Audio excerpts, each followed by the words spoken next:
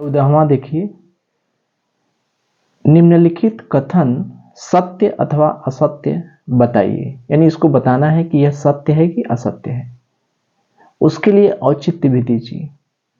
यदि एक द्विघात बहुपद है ax² plus bx plus c, दोनों शून्यक ऋणात्मक हैं, यानी दोनों जो शून्यक है वो ऋणात्मक हैं, तो a, b और c के सभी चिन्ह समान होते हैं। ये हमें चेक करना है।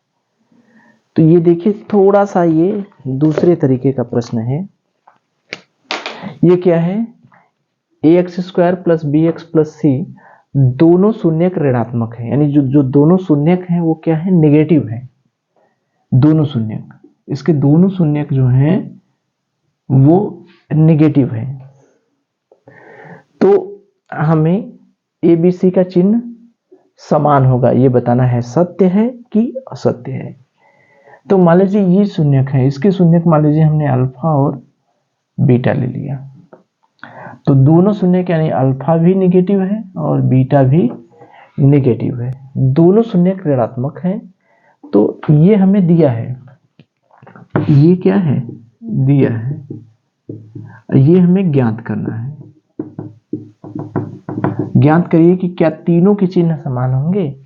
यानी ax² plus bx plus c, जैसे जैसे कह रहा है वैसे वैसे करिए। अल्फा भी नेगेटिव है और बीटा भी नेगेटिव है, तो दोनों शून्यकों का योग करिए। योग का सूत्र होता है -b/a। ठीक, अब देखिए, तो योग करेंगे तो दोनों को जोड़ दिए तो -b/a होता है। यानी अगर दोनों निगेटिव हैं, ये भी निगेटिव और ये भी निगेटिव, ध्यान दीजिए, जब ऋण और ऋण को जब भी जोड़ेंगे तो वो सदैव ऋण ही आएगा। ऋण और ऋण को जोड़ेंगे तो वो सदैव क्या आएगा, ऋण। या इसे हम कह सकते हैं शून्य से छोटा, शून्य से छोटा, यानी इसको हम कह सकते हैं कि लेस देन 0। ऋण जो है वो लेस देन 0, यानी अल्फा और बीटा को अगर हम जोड़ें, ये भी ऋण है ये भी ऋण है, तो वो 0 से छोटा होगा कि नहीं, बिल्कुल होगा। ऋण और ऋण, दो भी ऋण संख्याएं कभी भी जोड़े, जैसे ऋण 2 धन ऋण 3, तो क्या हो गया, ऋण 5 और 0 कौन बड़ा है, ऋण 5 बड़ा है कि 0 बड़ा है, तो जाहिर सी बात है 0 बड़ा है। तो ऋण का जो भी मान होगा वो शून्य से छोटा होगा। जब भी दो ऋण को जोड़ेंगे तो वो 0 से छोटा होगा। यानी अल्फा ये भी ऋण है ये भी ऋण है, दोनों को जोड़ेंगे तो वो ऋण से छोटा होगा, सॉरी 0 से छोटा होगा। यानी अल्फा और बीटा का वैल्यू क्या होता है, -b/a, ये 0 से छोटा होगा। ठीक है, चलिए अब देखिए, अगर इधर ऋण है 0 से छोटा है, तो अगर ऋण से हम गुणा कर दिए तो चिन्ह बदल जाएगा। जैसे -5 0 से छोटा है, अगर हमने 0 से गुणा, ऋण से गुणा कर दिया, यानी ऋण से इधर भी गुणा कर दिए, 0 में ऋण से इधर भी गुणा कर दिए, बात समझ में आ रही है। यानी ऋण से इधर भी गुणा कर दिए तो ये तो बन गया धन, और 0 में किसी से भी गुणा करेंगे वो 0 होगा। तो देखिए चिन्ह बदल गया, अब धन 5 0 से बड़ा हो जाएगा, यहां पर छोटा था, लेकिन जैसे ही हमने ऋण से गुणा किया तो ये चिन्ह जो है बदल गया। ये चिन्ह क्या हुआ, बदल गया। ये ऋण था, अभी हमने 0 से गुणा किया, ऋण में 0 से गुणा किया तो धन बदल गया, तो ये चिन्ह बदल गया। तो अगर हम 0 से गुणा कर दें, माइनस से गुणा करने पर, ठीक है, चलिए, तो b/a इज ग्रेटर देन 0, यानी इसका मान 0 से ज्यादा होगा। अब देखिए, दोनों के चिन्ह समान हैं, दोनों शून्य ऋणात्मक है, तो इसका मान ए और बी दोनों के चिन्ह क्या, ए और बी का मान 0 से ज्यादा हो गया। ठीक, ठीक है। अब देखिए ए और बी दोनों का मान 0 से भी ज्यादा हो गया। अब देखिए अगर ए का मान एक धन और एक ऋण करेंगे तो ये ऋण बनेगा। नहीं समझ में, इसको मिटा दें। चलिए देखिए, अगर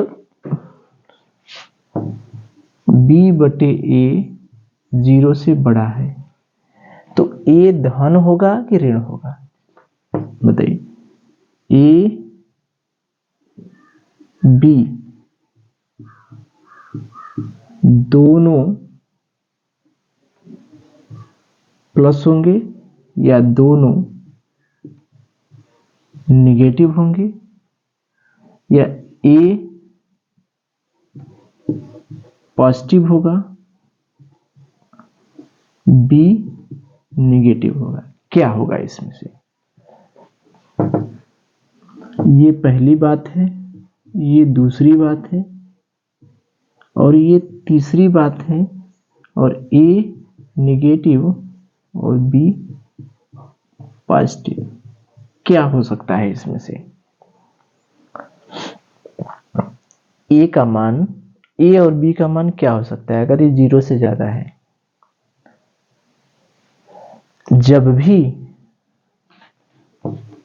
अगर प्लस भागे प्लस करेंगे तो प्लस होगा, ऋण भागे ऋण करेंगे तब भी प्लस होगा।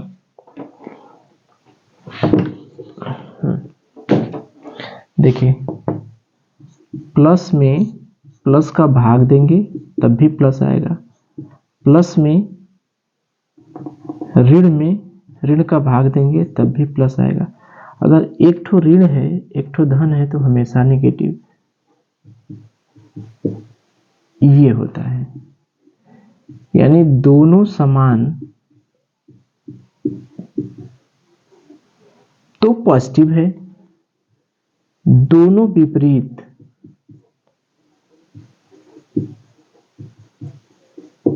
तो क्या है, नेगेटिव।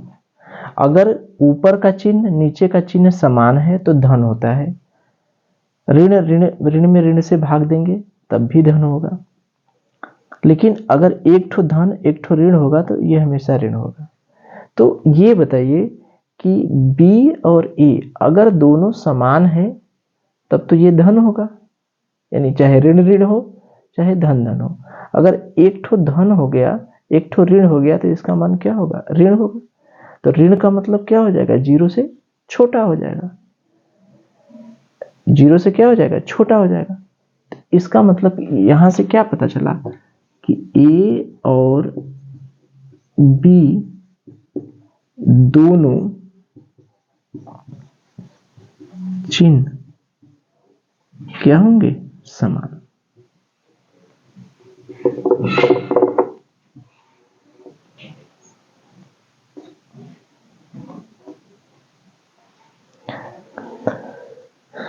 ये बात समझ में आई।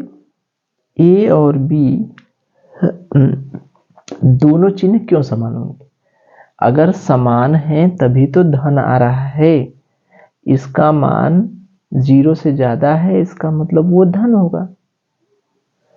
जैसे ही एक ठो ऋण कर देंगे दोनों में से, चाहे ए ऋण कर दें चाहे बी ऋण कर दें, तो दोनों में से एक ऋण होगा तो चिन्ह ऋण होगा, यानी 0 से छोटा हो जाएगा। तो इसका क्या मतलब हुआ कि ए और बी दोनों क्या होंगे, पॉजिटिव होंगे, या तो धन हो चाहे ऋण हो, ये नहीं हो सकता। ठीक है, तो एक चीज हमें यहां से पता चला कि ए और बी दोनों का चिन्ह समान है। अब हम देखें बी और सी वाले को देखें, सी वाले में क्या स्थिति है।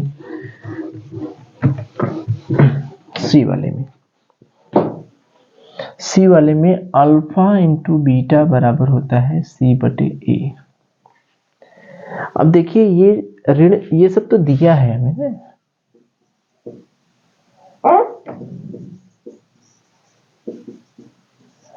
दिया है। तो ऋण में ऋण का गुणा करेंगे, ये भी ऋण है। अब देखिए अल्फा इंटू बीटा बराबर सी बटे, अल्फा ऋण है, बीटा भी ऋण है, तो ऋण में ऋण का गुणा करेंगे क्या होगा, धन। इसका मतलब क्या हुआ, अल्फा और बीटा का मान भी 0 से ज्यादा होगा। क्यों? क्योंकि अल्फा भी ऋण है, बीटा भी ऋण है। ऋण में ऋण का गुणा करेंगे तो हमेशा धन होगा। धन का मतलब 0 से अधिक। अरे भाई 0 से अधिक तो होगा ही, ठीक। इसका क्या मतलब हुआ, इसका मतलब हुआ कि c बटे a is greater than 0, alpha into beta is greater than 0। क्यों? क्योंकि दोनों निगेटिव है, तो दोनों निगेटिव हैं तो गुणा करेंगे तो पॉजिटिव आएगा, यानी alpha into beta is greater than 0, c बटे a इज ग्रेटर देन 0। अब देखिए फिर वही बात, तो c और a का दोनों का मान, c बटे a का मान 0 से ज्यादा है। फिर वही जो अब भी हमने उसमें किया था इसमें, तो इसका मतलब कि c और a का चिन्ह क्या है, समान है। नहीं हुआ? अभी हमने देखा ना कि अगर एक को ऋण एक को धन कर देंगे तो ये 0 से छोटा हो जाएगा। दोनों या तो ऋण होंगे या तो धन होंगे। तो a और c का चिन्ह समान है पहले और दूसरे से, a और b का चिन्ह समान है, a और c का चिन्ह समान है। तो समीकरण 1 और 2 से a b c तीनों चिन्ह समान है, ठीक है। यहां पर दोनों या तो धन होंगे या तो ऋण होंगे, तभी 0 से ज्यादा होगा। अभी हमने देखा ना, धन बटे धन बराबर धन, ऋण बटे ऋण बराबर धन। एक ठो धन एक ठो ऋण कर देंगे 0 से कम हो जाएगा, निगेटिव चला जाएगा। तो इस समीकरण से और इस समीकरण से यही पता चला कि ए बी सी तीनों के चिन्ह समान है। ए बी सी तीनों के चिन्ह समान है, यानी ये सत्य है। यही हमसे पूछ रहा था। तो ये थोड़ा सा दिमाग का इस्तेमाल है कि अल्फा प्लस बीटा, दो ऋण को जोड़ेंगे तो वो सदैव ऋण ही होगा। दो ऋण को जोड़ेंगे तो ऋण ही होगा, यानी 0 से छोटा होगा। तो अल्फा प्लस बीटा का मतलब क्या है, माइनस बी बटे ए। तो जब ऋण से गुणा करते हैं तो चिन्ह बदल जाता है। अभी हमने देखा -5 है, छोटा है, लेकिन गुणा कर देंगे +5 हो जाएगा, यानी गुणा कर दिए तो चिन्ह बदल गया, यानी 0 से ज्यादा हो गया। तो ये दोनों 0 से ज्यादा कब होगा, या तो दोनों धन होगा या तो दोनों ऋण होगा, यानी दोनों के चिन्ह क्या है, समान है। वही सेम चीज दोनों नेगेटिव है, नेगेटिव वो गुणा करेंगे, जब भी ऋण को ऋण का ऋण में गुणा करेंगे तो वो सदैव धन होगा, यानी अल्फा इंटू बीटा का मान 0 से ज्यादा है। c बटे a 0 से ज्यादा है, तो जब 0 से ज्यादा है तो इसका मतलब ये दोनों या तो धन होंगे या तो ऋण होंगे। c और a का चिन्ह समान है, यहाँ से a और b का चिन्ह समान है, c और a का चिन्ह समान है, इसका मतलब a b c तीनों के चिन्ह समान है। ये सिद्ध हुआ। तो इसको ध्यान रखिएगा, हालांकि ये आया नहीं है लेकिन ये बहुत इंपॉर्टेंट है, इसमें कॉन्सेप्ट बहुत है, ठीक है। चलिए एक आध ठो और देख लें इस तरह का। चलिए तो देखिए ये भी जो सवाल है, ये भी वो जो सवाल अभी हम लोग किए हैं वही सवाल है, ये भी काफी इंपॉर्टेंट है, ठीक है। इसको ध्यान में रखिए। कह रहा है कि ax² + bx + c 0 के बराबर नहीं, c is not equal to 0, शून्य बराबर है, ये सब दिया है कि इसके शून्य क्या है, यानी अल्फा, यानी एक शून्य मान लीजिए अल्फा, दूसरा शून्य बीटा, तो यानी अल्फा बराबर बीटा ये दिया है, दोनों शून्य समान है। तो हमें c और a का चिन्ह दिखाना है, तो वही चीज हम करें, ठीक है, योग वाला और गुणनफल वाला। तो योग वाला करने से कुछ नहीं होगा। करके देखते हैं। अल्फा प्लस बीटा बराबर सी और ए को लेना है ना, तो सी और ए को लेना है तो हम योग वाला कह लेंगे। सी और ए को चेक करना है, बी से कोई मतलब ही नहीं है, क्योंकि अल्फा प्लस बीटा अगर हम करेंगे तो माइनस बी बटे ए आता है। इसमें बी का कहीं जिक्र नहीं है, ठीक है, सी और ए के बारे में है, यानी इसको नहीं करेंगे। ये सूत्र नहीं लगाना है, क्यों? क्योंकि इसमें बी आ जा रहा है, बी का कहीं जिक्र नहीं है, सी का जिक्र है और ए का जिक्र है, यानी हम कौन सा सूत्र लगाएंगे? अल्फा इंटू बीटा बराबर सी बटे ए। ये तो बात समझ में आ रहा है। क्यों हमने अल्फा प्लस बीटा का सूत्र नहीं लगाया? ये है माइनस बी बटे ए, यानी इसमें बी का जिक्र है, हमें प्रश्न में कहीं बी नहीं है, इसलिए ये सूत्र हमने नहीं लगाया, यानी अल्फा इंटू बीटा का लगाया। चलिए, तो अल्फा इंटू बीटा लगा दिए। अब दोनों बराबर है, यानी बीटा और अल्फा दोनों बराबर है। चलिए, जो दिया है वही करिए। अल्फा है, बीटा की जगह भी अल्फा रख दें, सी बटे, यानी अल्फा स्क्वायर बराबर सी बटे ए। यही अपना काम बन जाएगा। यही कैसे बनेगा? किसी भी संख्या का वर्ग,